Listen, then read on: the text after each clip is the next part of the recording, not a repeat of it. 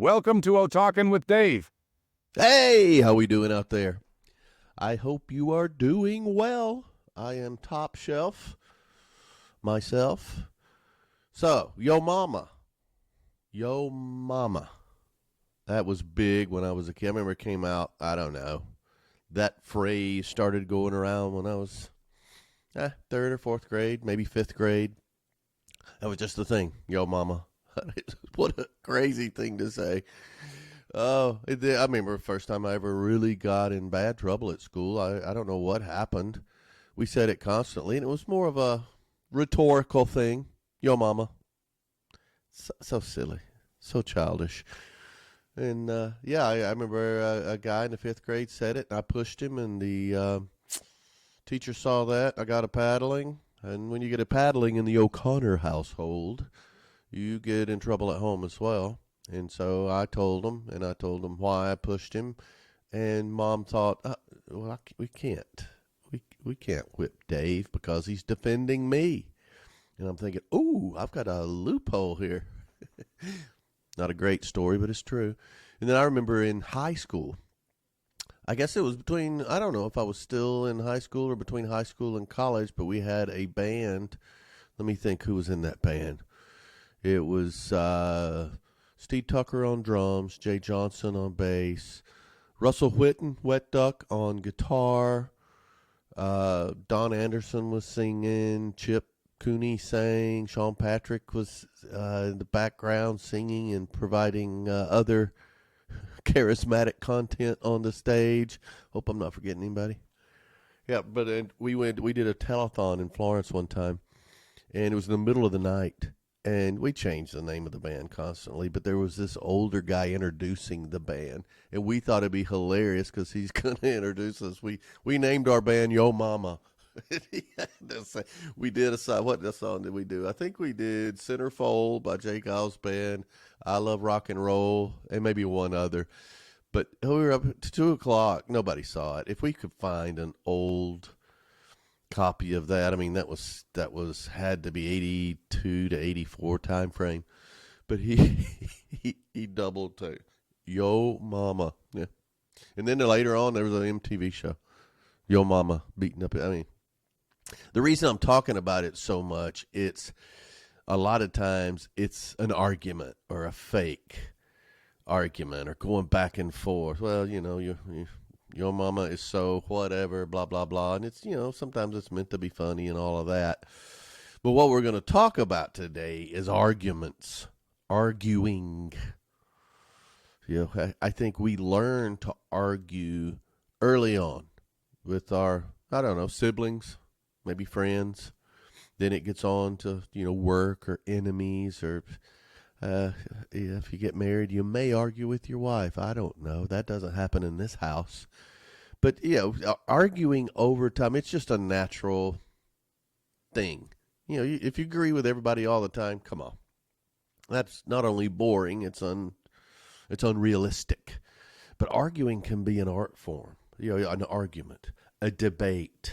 I think it's just the pure arguing, I guess it's a necessary evil, especially when you get into charged environments to where people are, posturing or some sort of competition for something. Maybe just, simple stuff, jousting. And to me, arguing is different from, a comeback, giving somebody the business and, you have a quick comeback and it's over. It's not an argument. A lot of times arguments in work, I've seen these, somebody grandstanding. They get an audience and they pick an argument with you. Some people I have learned just don't give them an audience because they're going to be over the top. And sometimes arguments, it's a test. It's a test. I know in the interview process, sometimes, there'll be a disagreement just to see how you handle that. What do you think about this? You tell them, well, I think differently, and here's why. If you cave, all right, well, you didn't stand behind your argument very well. And a lot of times they believe the same thing, but it's just a test. I am talking more about differences of opinion that lead to, a verbal altercation, a verbal, fight of some sort. Nothing physical. We're not dealing with that. And then again, a lot of times it's just an ego. Most of the time, I just choose not to participate. That's the best way to win. Don't play.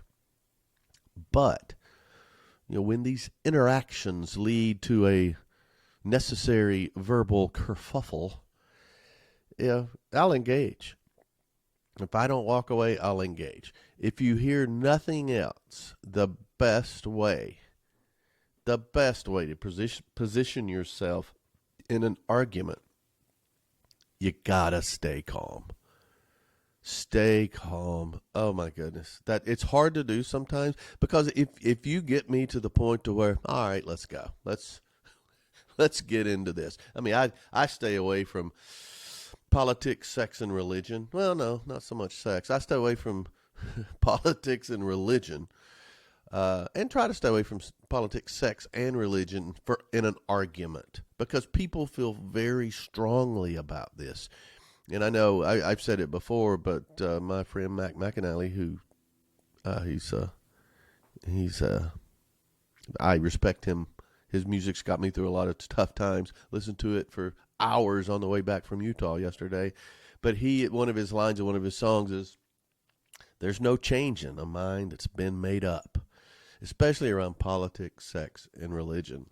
But I love the debate and the sharing of ideas, and being able to go into in a business situation, or some situation where the outcome is important. And if you can have two different sides, and there's things you can come together on, and you go out aligned and ready to go, or at least able to work together, to me that's worthwhile. So that's a lot of times that's when I'll engage in an argument. But you have to stay calm. You have to stay calm. And why? Because somebody's very passionate about something, and maybe they go a little too far, maybe losing control. When you stay calm, it's going to frustrate them. And an argument, you enter an argument to win. And staying calm, it highlights the lack of control of the other person. They're going to become more frustrated. They may even try to provoke you or get you emotional. And when you stay calm, the contrast is, you are clearly look like the adult in the room, but it also takes away their power, because their power is over the top emotion. You're under control. That highlighting their emotional state. I go back, I go back to the Lebowski. Calmer than you are, dude. The dude is going crazy in the car, yelling at Walter, telling him to calm down. Walter, "I'm calmer than you are, dude. I'm perfectly calm." It's great. That's a great example of that. It just came to me. And so the emotional state of that person, your calmness is just going to irritate them. It's going to make it more. So it sounds like you're on the defense by staying calm, but no. You're almost rope-a-doping, and they're swinging with everything they got, and it's not affecting you. Another thing it does, whatever their argument is, when you are calm and they are not, it really undermines their argument. It allows you to respond logically and thoughtfully, and it really exposes the weakness in their argument. I'll be totally honest with you. A lot of times, the other person may have a better argument than me, but if they don't stay calm, the intellectual points or the solid points they're making, they're lost in that. So when you stay calm, again, it will frustrate them. If it was punches, and it's not, we're talking verbal here, they're not landing, because their emotional state makes them off the mark. Plus, it makes you forget about them. It makes you appear to be more confident. You're in control. A calmer demeanor, it always signals confidence. You can look in politics at those who can stay calm. You look at, and I'm not saying I'm a fan of all of these people, but look how Elon Musk does during people coming at him. He stays in control. He does. It's a calm confidence. Barack Obama, he always appeared to be in control of his emotions. Almost that unshakable presence. And then lastly, about just staying calm. It disarms their aggression. It does. It's a counterbalance. Every time they come at you, it's almost like using, I don't know the discipline, but I remember I first became aware of it with Steven Seagal. The martial art discipline he does. He actually uses your momentum against you. Their aggression, with that calm demeanor, you're using it against them, and it's just going to frustrate them to the point to where usually they will defer to very childish or emotional tactics. So stay calm. That's it. I think the best skills to learn is how to avoid arguments. And I try to avoid them. I'll snipe a little. I am guilty. One of the reasons other people have asked me to do something on this, altercations, and I'm not talking about dealing with the turds in your punch bowl here. I'm just talking to them. They may be. But these are situations where you have a difference of opinion. This can be with your best friend. You're going to disagree sometimes, and it may go into an argument. It doesn't have to be a relationship-ending argument. No, we're talking about a difference of opinion here. Or it could elevate. It could be an argument in front of your boss. It could be a test with an employer. It could be, hey, my boss, he saw this, and, how I represent myself could mean a raise, could be something else. Or it could highlight how my emotional intelligence is nowhere close enough to do this. So I try to avoid arguments. I learned a long time ago, you never truly win an argument with a customer, because even if you win, you lose, or your wife, or your spouse, or your partner, or whatever. Yeah. The more decisively you win that argument, the more decisively you're going to lose in the end. So, it's best not to argue. So there's some tactics I use just to avoid arguments. And of course, the first step in everything, stay calm. Stay calm. And if you're having trouble, and you're like, I remember one time, it's back when Southwest boarded differently. They still boarded in the, A, B's, and C's, but they just have you line up. They didn't give you a number. And so it's A's line up. And, I usually got there early, and people would break in front of you, or people would save lines, save places in line, and it's like, wait a minute, fair, and my emotions would get the best of me. And, this, I'm not going to hit a woman, but her husband comes along. I could actually feel my blood pressure. I remember this like it's yesterday. And I could just feel my heart beating in my temple because, I'm traveling home. I've had a rough week. And now this guy is pulling a junior high move on me. I had to stay calm. All right, David, take some deep breaths. You don't want this. You don't want to get to, 2-hour flight home. And now you do something. They're not going to let you get on the plane. So let's stay calm. Realize what's going to happen.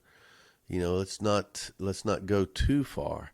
And so in that situation, I just casually said, tapped him on the shoulder. I said, there's a line. And if he had responded negatively to that, then that could be a problem. And he said, oh, I'm sorry. I don't fly Southwest. I just thought, he wasn't aware of the boarding. So see, that was cool. And then it took a lot for me to say that to him. Because I just usually, let's just get through it. Let me just stay in my lane. But I had to actually take a deep breath. And, I wasn't, hey, dude, there's a line. What the heck? Didn't do any of that. And so, but I felt myself getting upset. And another thing, too, when I'm very calm, I looked him right in the eye. I wasn't doing the passive aggressive, there's a line out here, dude. Come on. No, just looked at, there's a line. Just to let him know. And if he'd have come back, I don't know what I'd have done if he'd have come back. Yeah, I know there's a line, and I'm in front of you. Yeah, well, I may have lost my cherub-like demeanor, but stay calm. And a lot of times, if you're in, and I'm not talking about that situation anymore, but if you're in a situation where something is escalating early on, look, man, hey, let's just agree to disagree. We're on both sides. You're this, I'm that on this situation. And I'm not talking about politics, sex, or religion. Could be. But early on, if you understand that, hey, we're not going to get anywhere with this, let's just agree to disagree. And it's okay. It's okay. You're not wrong necessarily. I just don't agree with you. And that's a good way to back off, but yet still not give up any ground. Another way is using just empathy, using empathy. Understand where they're coming from. Yeah, I get it, man. I was in a situation recently with someone. We were actually in a car together, and maybe maybe you don't know how I feel about the homeless situation. Drastic. The homeless situation, to have an opinion, it depends on the situation. And so he made a comment about someone who just had a sign at an intersection. Anything helps. That's all it said. Anything helps. And he made a very strong statement, and he launched into a tirade. And I get it. He's not from areas where you have a lot of homeless. I actually agreed with some of what he said, but then he went too far. And I get why he's so strongly opinionated about that. And so it's something, I understand why you feel that way, or given your experience, that that makes sense. So I could agree with it. I had empathy because where he's from, they don't have them, and it's foreign to him. So honestly, he shouldn't be commenting on something he has no experience with. But he did, based on where you come from. You can even I've even said things like, it's being from where I'm from. Yeah, I used to feel the same way. And then if he wants to go, oh, you don't anymore. But no, all he heard was, a little bit of empathy, or maybe even agreement. But it let it pass. It let it pass. And then I changed the subject, went on to something else, which is that's very valuable in avoiding arguments. If you can change or redirect that conversation, that helps very often. Just politely. A lot of people you're just making conversation that could lead to an argument, but it's, you redirect it. Other people, it's like squirrel, so it's not that big a deal. They keep digging in though. It's just, that's a tough topic. That's a tough topic. Let's talk about, where are we going? Are we doing a work thing? Are we going to, a show? Are we going, to play a sport? Are we meeting some people? So that's a tough topic. So let's focus on this and just redirect. That can get rid of an argument, because it's probably not going to lead to a good place. But if it does, you get into it a little bit.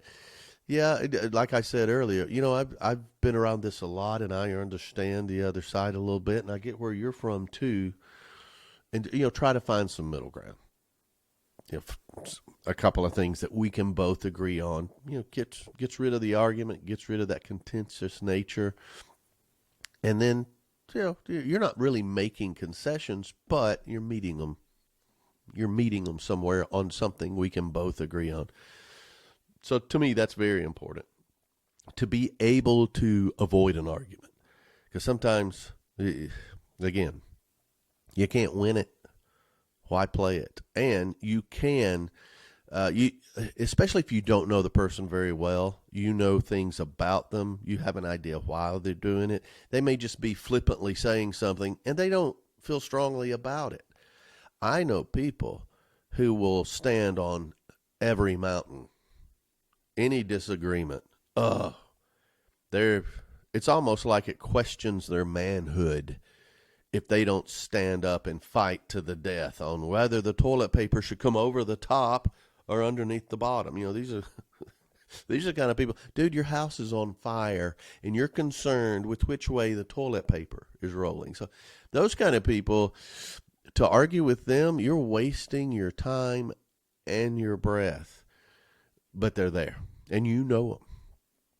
You know them. And if you don't know anybody like that, it's probably you. I know I say that all the time. But some people love to argue. Then there's some times where you just got to do it. All right. I don't know. This could be, maybe you're not at your best. Or maybe this is worth dying on this hill. Well, I have to engage. And I could think of different scenarios, but it's a situation. It could be a tough conversation that you need to have with someone. We've talked about conflict management, and sometimes you have to have that tough conversation. So don't delay it. Prepare for it and do it. Maybe this is an argument that you're planning. It's a conversation you're planning, but you prepare yourself for the fact that it could be more of an argument. And a lot of times in life you have to do this. I know a lot of arguments I've had, you've got the business arguments. Then you've got things that happen that involve your family. I don't hesitate to argue there. And the argument can be more of stating your case and then see how hard they're going to push against it. So a lot of times, even if the more prepared for it you are, the better it's going to go. The better it's going to go, even up into the point to where they may cave early. So let's talk about strategies for when this argument is going to happen. They talk about a situation. I know I've been exposed to some courses around, being street smart in foreign countries or in a, bad part of town. And, when you realize you're going to have to get physical, or that situation, they call it, when things go red, meaning, oh, this is going to happen. What do you do? So that's argument wise. Listen, I'm comparing an argument to being in a street fight in Tijuana. Oh, how I embellish sometimes. But anyway, all right, we're going to do this. Are you talking to me? So, again, first thing, stay calm. Whatever you've got to do, kick that nonverbal communication up, look them in the eye. If you've got to, try to not do it physically to where they can see it, but keep calm. And don't raise your voice. That's part of keeping calm. Some of my Italian friends, they could be saying something calm and have these wild gestures, because a lot of that too, if you're using wild gestures or raise your voice, and to me, all of these are it's good advice, whether you're one-on-one or if there are people around, not necessarily part of the argument, because you raise your voice, other people are going to notice. You remain calm. If you start doing this, somebody across the room, I may be talking about, I went up Highway 65 and then took, that guy, they think, oh man, O'Connor's losing his mind on this guy. Just remain calm. And then, listen to what they got to say. The same thing before when you're trying to help people or show empathy or anything, actively listen. Yeah. Look them in the eye. First of all, it shows some respect. And this argument is not question. It could be everything from just a difference of opinion of where we're going to eat tonight, or something directionally. But it's actively listen, because you want to know that other person's point of view. You may know them very well. You may not know them well at all. But also by actively listening, you're showing respect, which is it's necessary. Show them respect. Also, you're paying attention so you can see maybe a weakness in their argument, or in poker it would be a tell. It would be a tell that they have. Oh, okay, all right, yeah, they're not as confident as I thought they might be. But nod your head. Maybe even repeat some of the. So you're saying. So you're saying you want to do this. Are you saying this is the best course of action? And it also makes them feel like, okay, he is listening. And so to me, that is very important. Actively listen. And don't just fake actively listen. Listen to what they're saying. And at that point, you can interject some of your thinking. Stated in a very logical way, or maybe you have some facts that you can put in there. So that this logical approach, a common sense approach with some facts, maybe they didn't understand some of this that had happened, and at any point, this can be over. So, I didn't know that. Yeah, well, see, you said this, and I know why you said that, because from your perspective, this is what happened. But let me tell you what happened before, or let me tell you a little bit of history on this deal. Using logic in a calm way, looking them in the eye, saying it in a way that's respectful, not using profanity or saying your mama. That is not that is not a good way to keep from escalating an argument. But a lot of times that's it. You don't have to say the whole thing, because there's maybe more to this, but you state a couple of things that might change the way they look at this. And then it's at that point, man, if you can find some common ground, that's, to me, that's the key when you are arguing. Okay, what do we agree upon? And we could be, this can be anything from just a difference of opinion. It could touch on some underlying belief systems. But by trying to find common ground, it becomes a little more, okay, I know a lot of times in sales, I would try to help people, and we call it getting on the same side of the desk. So I'm back here. We're both looking at your challenges. All right, how do we solve these? And so finding that common ground, it helps. You may even acknowledge some of the things that they said. And then you can, not really direct, but add to that. You want to do this. What if while we're doing that, we do this? Find that common ground.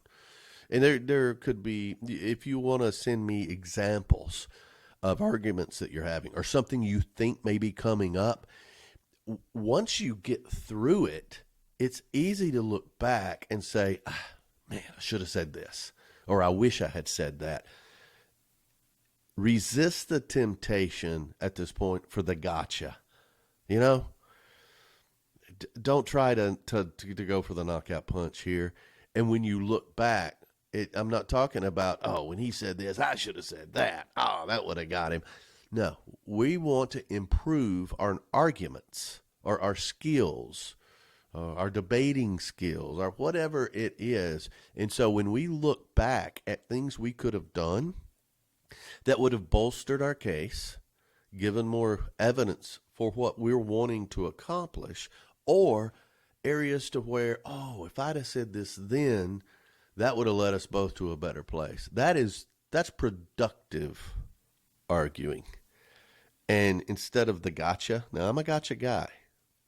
So many times people will come to me, what should I say when somebody does this? Oh, well, you should. Blah, blah, blah. Sometimes Dave's not at his best. But looking back and do there's got to be a better word than autopsy, but looking back at that, how could I have done better?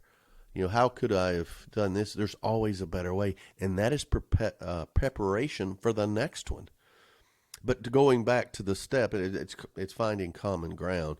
This collaborative approach, that can reduce their resistance. Plus, there's a lot of times when a relationship started out on rocky roads. We didn't get along. I could think of a few people right now. One recently I was with, and we hadn't seen each other in years, and we were talking, and other people were around. How long you guys known each other? And man, what is it? 15 years, something like that. And then the story comes out. Oh, yeah, we hadn't always been friends. And we tell the story of when we met, and it was contentious. But over time, because we never disrespected each other to the point to where we couldn't overcome it, we found common ground and became good partners in many things. I know there were projects where I want that guy on my team, and he did the same to me. So finding common ground is a good step, because if you're this far apart, the why very far apart on your argument, it almost seems, the gap seems insurmountable. But if we just disagree this much, all right, you know what? We're not going to bridge that gap. Let's look at everything else we're talking about. That is not as much of an obstacle. And then the last thing I would say before we go to another topic is stay focused on that issue. The whole your mama thing. You're being personal. Stay focused on the issue or the disagreement, not that person. Now, I know this is easy to say, but we're adults. I hope we're adults. So, whether it's personal or business, let's focus on the issue. And the whole business thing. It's almost like in the South when you say bless their heart, and then you say something, oh, there's about to be it's going to be a debacle here. It's almost like, nothing personal, but here it comes. Or they say, it's just business, it's not personal. Well, if they have to say that, a lot of times, well, they're the ones that's made it personal, and now they're trying to pull it back. But stay focused on that issue. Personal attacks, you either are or you're dealing with someone who's not mature enough to get through this. It's not productive. Name calling, blaming somebody else, blaming a third party. I take it right here. I feel this way. I feel this way because, and point to things in your past. There's a lot of tactics, and I call them tactics. That doesn't mean it's, not sincere, but, things like, I used to feel that way too, but what I've found is blah, blah, blah. And, you go through that and take them through that path and try to do it in a non-condescending way. And condescending means talk down to people. I have that shirt, by the way. Yeah. Some people say I'm condescending, and underneath says, that means I talk down to people. Yeah, it's a favorite. But anyway, stay focused on the issue and not that person. It's gonna get you, especially, not especially, but a lot of times things change over time. In any personal attack, you can't unring a bell.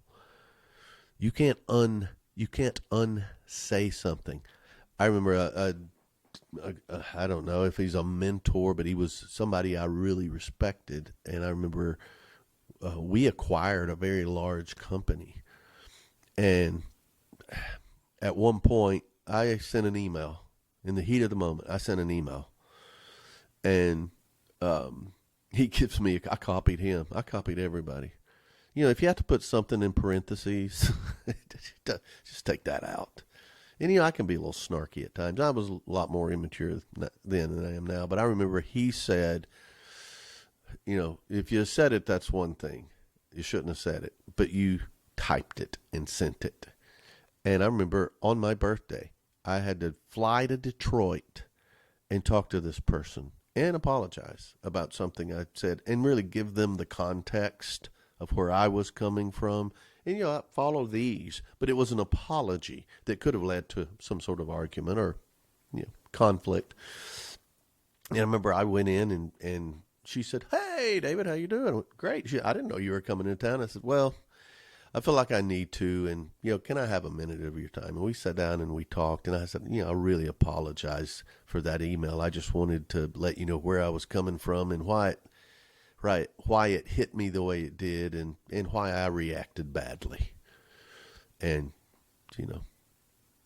I went through probably a 5-minute explanation about the email and how sorry I was, and I meant nothing by it, no disrespect to you or your team or your organization. And remember, we acquired them. And she looked at me and she said, what email are you talking about? And I'm thinking, oh, she hasn't even read that email. But others had. I got it. And she said, "Oh, you were right. Oh, you were dead on." And I'm thinking in the back of my mind, halfway, whew, And the other half is like, it's my birthday, and I flew to Detroit for this unnecessarily. But I remember the gentleman who told me to do that, and he was right. He said, you never know. Someday she may be the president of this company. Someday, blah, blah, blah. What you did was wrong. You go apologize. And you know what? He was right. Eventually she was. But I took that extra step. And I did things wrong in that, but I made it right because it's about the issue and not the person. So that's just a few ways to avoid an argument. Stay calm. Listen actively. Use logic or common sense or evidence that you have to really paint the picture correctly from your point of view. Find common ground if you can, and then focus on what you agree on, and then you can deal with what you don't, maybe in a multi-step process rather than argument. But stay focused on the issue, not the person. So easy to say, isn't it? Yeah. Business-wise, you can do a lot of this stuff. Personally, a lot of the arguments happen spur of the moment. So stay calm. Stay calm. And then sometimes the argument gets out of hand, and you realize this is not going to end well. Nobody's going to win this. And you got to resist the temptation to just the knockout blow and get personal as much as. So you got to, when it happens, and you need to win the argument, or a lot of times winning the argument is ending the argument. Still, what's the first step? Stay calm. Stay calm. Go through the process, whatever you have to do to stay calm. And then you'll acknowledge and just diffuse the argument. Say something like, I understand you're upset. I can see this is really important to you. And, that will take them aback a little bit. At this point, they're emotional. And so when they get emotional, you can see it. You can see it in their face. I don't know. Their raised eyebrows or their furrowed brow, or they may be red-faced. I understand that you're upset, and I can see this is really important to you. Excuse me. And so this is an effort to pause. And you're also showing that you're noticing their state. So try to diffuse that a little bit. And then set some boundaries. Maybe refocus the discussion again. Let's just, they're emotional. You need to calm things down. Look, let's keep this discussion respectful. Maybe they've come on too strong, something that they wanted to do to trigger you, to get you to get emotional. Can we focus on the issue rather than making this personal? And then steer that conversation back. Because if you don't refocus it, who knows what's going to happen? And it's not good. By this time, if you're not one-on-one, you may have a crowd around. And then all that's some people's going to see is, David and Joe were going at it, man. No, Joe got emotional. Dave was calm. And then at this point, the argument takes on a life of its own. And then Monday morning, you're going to, Dave and Joe are going to be in an office somewhere explaining why they were both. So you need to diffuse that. And then, again, the facts and logic. Facts and logic, if those are on your side, okay, you got a firm foundation. If they're not, then, well, you don't need to be arguing anyway. It's just emotion at that point. So, present your side as clearly as possible with the facts. If logic is on your side and the facts are on your side, avoid getting drawn into the emotional exchanges or personal attacks. What I've seen people do, they get halfway there, facts and logic, present them. But what people do when they mess up is they add something to it. See, you never do this. You always get emotional instead of looking at the facts. See, the facts are this, this, this. You never look at that. That's why you're an idiot, that's why your mama is blah, blah. So they do it half right, and then they lose it. So just use facts and logic. And the reason that works is it's reasonable. It strengthens the argument, not an attack. And a lot of times when you attack, it's seen as defensive. So when you stay with facts and logic, it brings it right back. And then you've just got to know when to walk away. That again, you can't win an argument sometimes, but if you are dealing with facts and logic, but you're dealing with an emotional, irrational person, you're not going to change them. A lot of time it's their behavior, it's their nature. And you know who these people are, but sometimes you don't know them, and here they come. So knowing when to walk away is very important, to disengage from an argument. Okay, how do you do that? Well, you know what? I think we both need some time to cool off. Let's continue this later when we can discuss this more calmly. And you can even take blame or responsibility for, look, I'm sorry, something I've said really caused you to be emotional, and I don't think we can get to a good place on this. Let's take this up at another time. You may want to schedule some time. And then too, this can be an adversary. It can be a long-term adversary. This could be a friend that you just got sideways with. So, schedule something. You got your phone with you?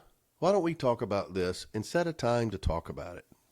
But try to get away from this before it goes too far. And this, by the way, this is male, female arguments, male against female, female against, all of these. I'm not going to go into all the genders right now because that could start an argument. Yeah. So then sometimes you've got to get aggressive. You got to get aggressive. And because this person is, some of the things that you can say when, all right, they're getting emotional, it's getting out of control. You're trying to get out of this. You can't seem to get out of it.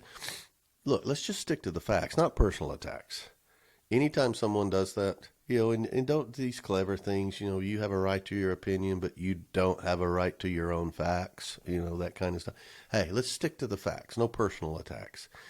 Anytime, when they first start the personal stuff, I don't know that you want to use this one. This is, maybe, I don't know, but that's a good one.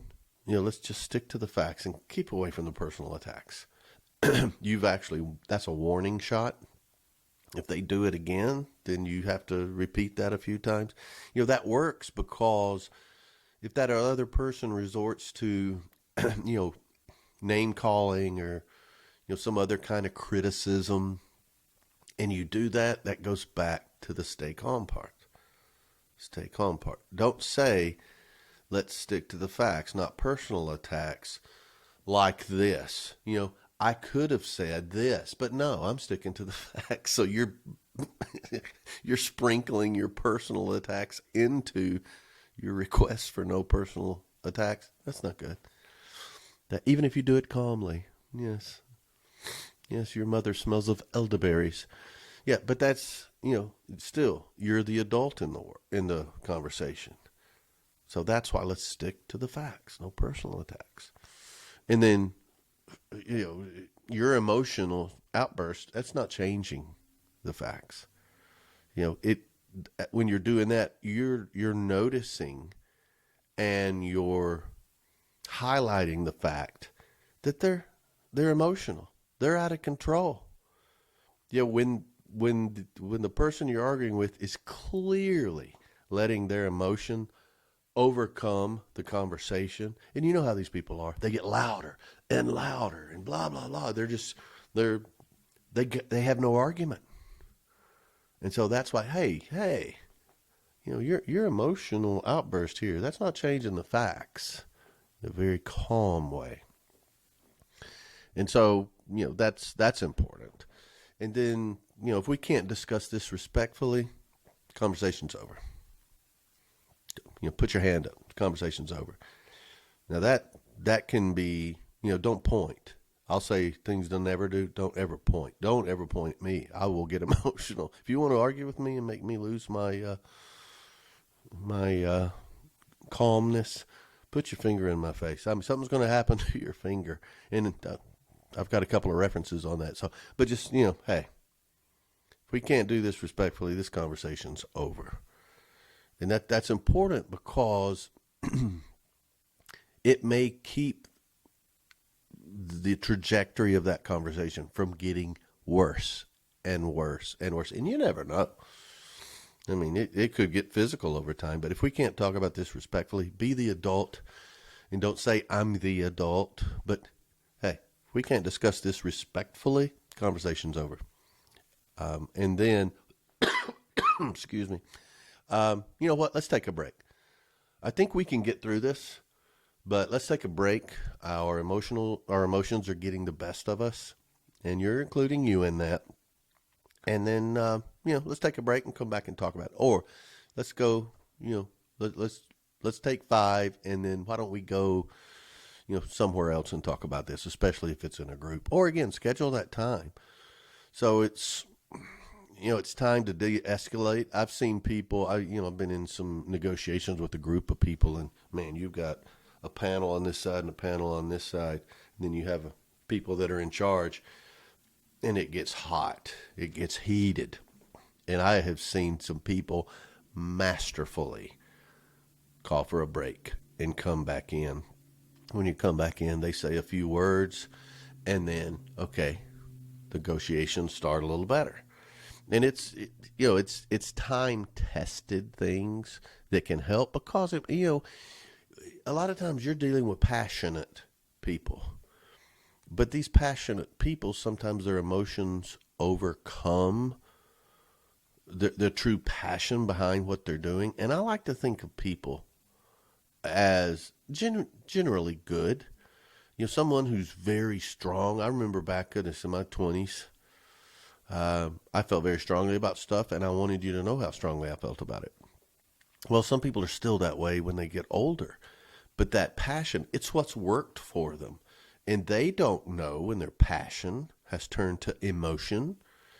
And so by being calm and being the adult in the room, not saying it, but being that voice of reason, you come across as experienced, more confident, maybe somebody who should be listened to.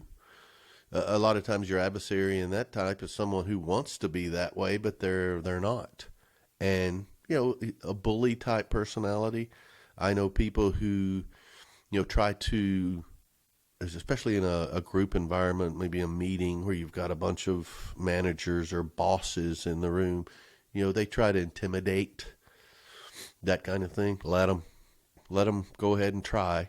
You'll show that it doesn't happen to you. And then many times, I've talked to people who we have somebody in common, and we talk about the different situations, and they'll say, yeah, I can't believe that guy. He said this to me, or I've seen him just rip people up one side and down the other. And they never did that to me.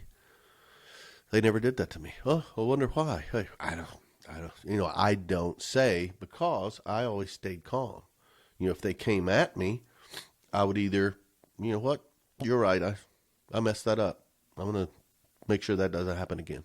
Or sometimes I'll chew my own butt in front of them. You know what? I don't understand why in the world you hired me. That was crazy for me to do that. I agree 100%.